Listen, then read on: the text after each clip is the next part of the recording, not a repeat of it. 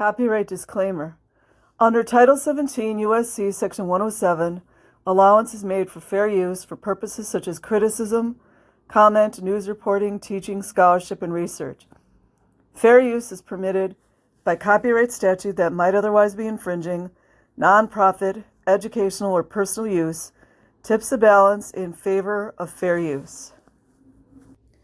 Okay, guys. So these are reviews for a book by Scythe Tleppo. The name of his book is My Survival of a Cult, Abandonment, Addiction, and Homelessness, dated November 8th, 2018.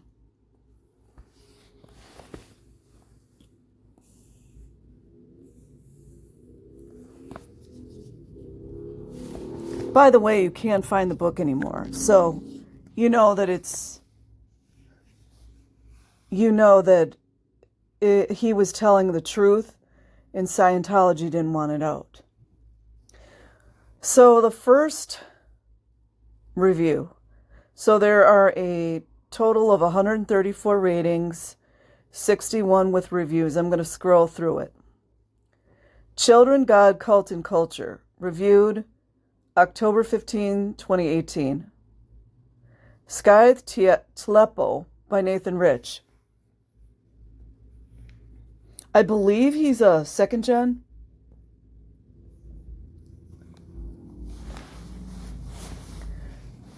Some of the top journalists and authors don't like to use the word cult. They prefer high control group. How do you pick or define what a cult is? There is the BITE model. At Open Minds Foundation, we find behavior control, information control, thought control, just like the Pink Floyd song, emotional control, as defined by Robert J. Lifton, cult and mind control expert. A famous American cult is the People's Temple, led by Reverend Jim Jones. Yes, they drank the Kool-Aid, or were shot, and many died. A U.S. senator died. Adults can make choices. When their children are born into a cult, they grow up a Scientologist, a Hare Krishna, a white supremacist, isolated from the culture at large. They homeschool or go to private school. Scythe Tleppo is a fascinating book. I knew quite a bit about this young man's story from watching some YouTube videos, interviews with him about his growing up in a cult, 7 years of homelessness, and death-defying drug use and recovery. I want to know more. How can a person live through and recover from all that? The book is a harrowing, nerve-wracking page-turner. Nathan loved his Scientologist single mother and tried to please her by engaging with a high-control group and its militant perspective on humanity, education, and ethics. 8-year-old Nathan was sent to an isolated private school in the California desert, exploited for hard labor, and even deprived of good food and education, otherwise known as neglect. Emotional and physical tortures were duly applied. Finally, he goes home. The nerve-wracking issue is, how can this happen in the U.S.? Yeah, I would like to know that too. What about the law? Are more children experiencing this today? That would be a yes, LAPD. When Nathan gets a chance to advance in a non-cult private school, from a failing to an A-plus student, mentored by a teacher who was also a father figure to him, he finally experiences educated, caring masculinity.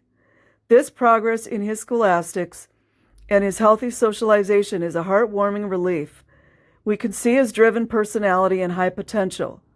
Mom, with her distorted cult perspective, otherwise known as mind control, sees a threat in this wonderful relationship and intervenes. Wow, is that sad? Resulting in despair and embarrassment for Nathan. He derails rapidly in the high school grades when he loses daily contact with his mentor, Is that the saddest thing you guys have ever heard? So this poor child is going through all this mind control, all this neglect, all this abuse, a mother who really doesn't care. I'm sorry, I don't want to hear it. She doesn't care. And he gets one person that cares about his welfare and wants to mentor him, and she cuts off that relationship. Is it any wonder why Scientology more than likely went and bought all these books? And why you can only buy them for $250? Ring-a-ding-a-ding.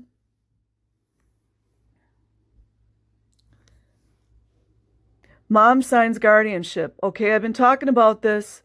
Mom signs guardianship of Nathan over to the same school, now in a more isolated location. I wish I knew what the school was.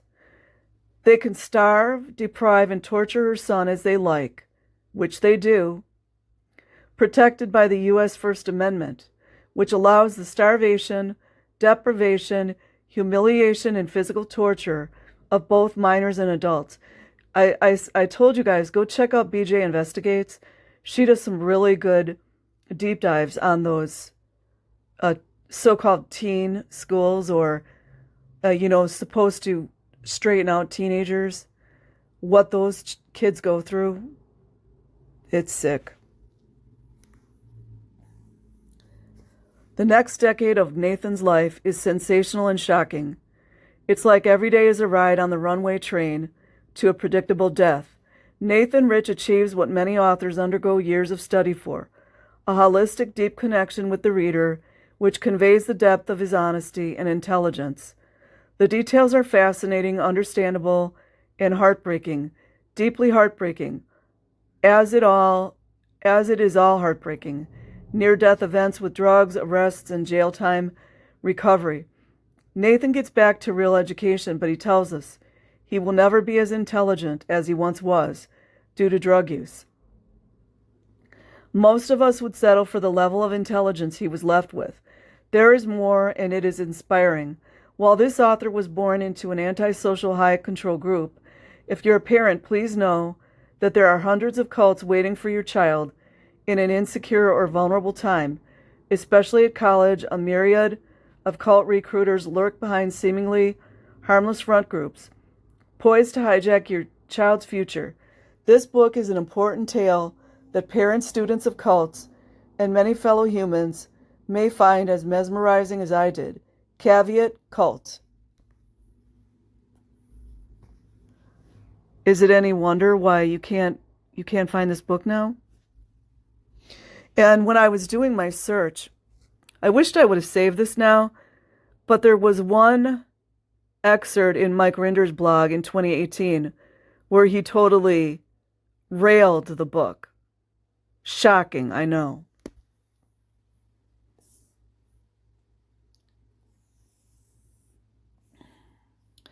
This one is from Diane B. Okay, so I don't understand why.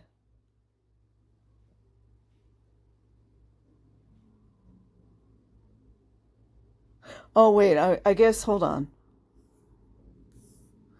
I was trying to read the same review I just read. Okay, this one is by Stephen J. Freindel. Compelling story I could not put down. Dated September 19th, 2018. And it's a verified purchase. I've read pretty much every book out there about Scientology. And this is the only one I've read in one sitting.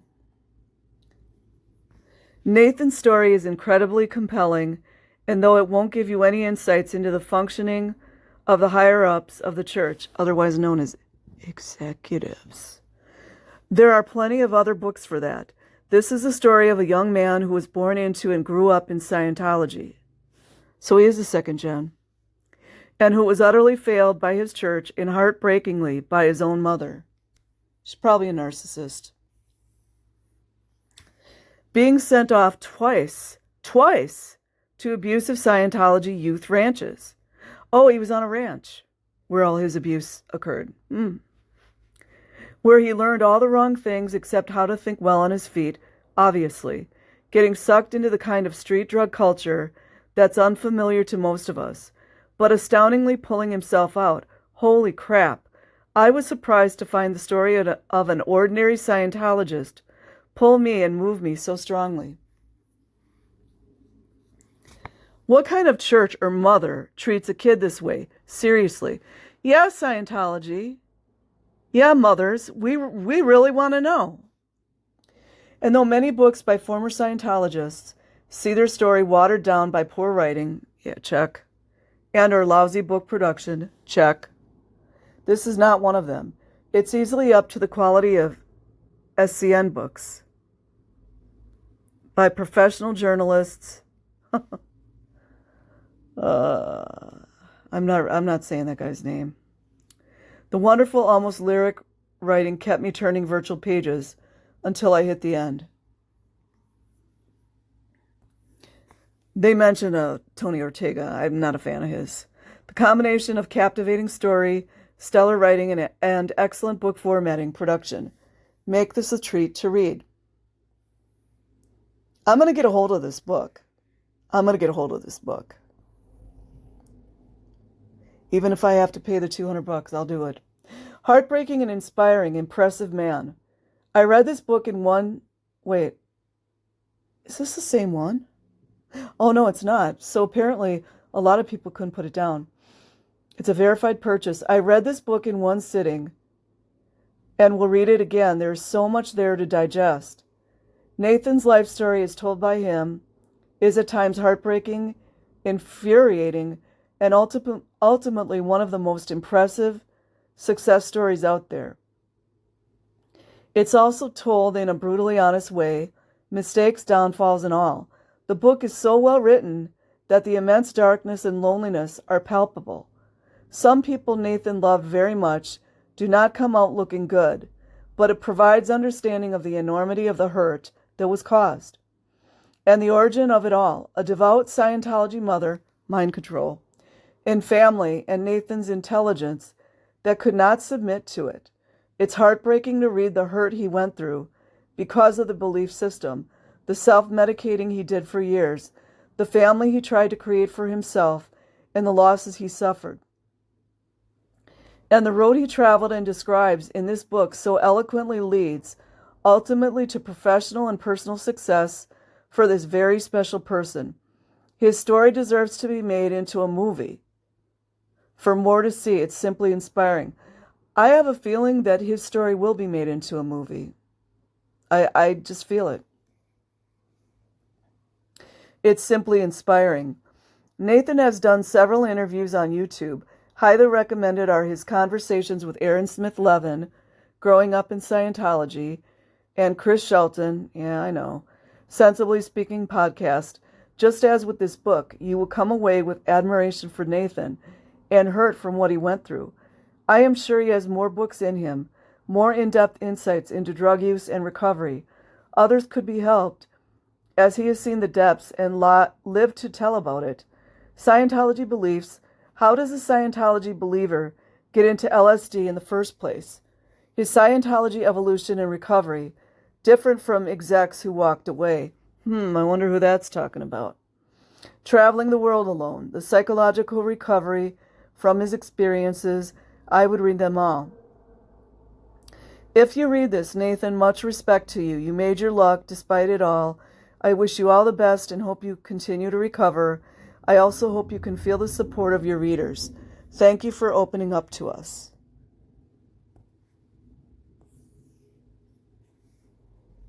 This person gave him a 5-star review. A gripping roller coaster ride of a true story. Dated October 26, 2018. And that's going to be the last review I read. Nathan's compelling... Wait, did I read that? A gripping roller coaster ride of a true story. Nathan's compelling and autobiographical story pulls at the heartstrings while pulling no punches. From his impoverished yet semi-stable early childhood to his de facto interment at various Scientology camps in adolescence, to his drug addiction, homelessness, and finally recovery and attainment of a normal life, his is a story that encapsulates the highest of highs, pun not intended, and the lowest of lows. What impressed me the most about Scythe Tleppo was the intellectual honesty and emotional maturity with which Mr. Rich broaches his topics. He writes to his credit and to our benefit, without malice toward his family or against those who have harmed him. His discussions of homelessness and drug addiction, and of being abandoned by those who should have loved and protected him most, are brutally candid, yet lack a moralistic or self-aggrandizing agenda. In his world, there are no heroes or even villains, at least insofar as the book's commentary goes. Only players that move the story along. The reader will doubtless form opinions of his or her own. The characters are quite compelling. Additionally, and as already stated, this is an emotionally gripping book.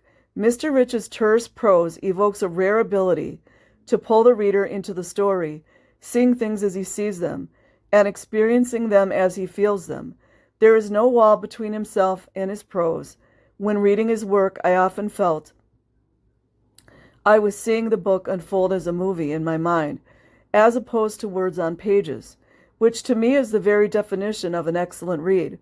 I wish Mr. Rich all the best in his future literary endeavors, and I beseech him do not stop. This book is incredibly powerful, and I cannot wait to read his next effort.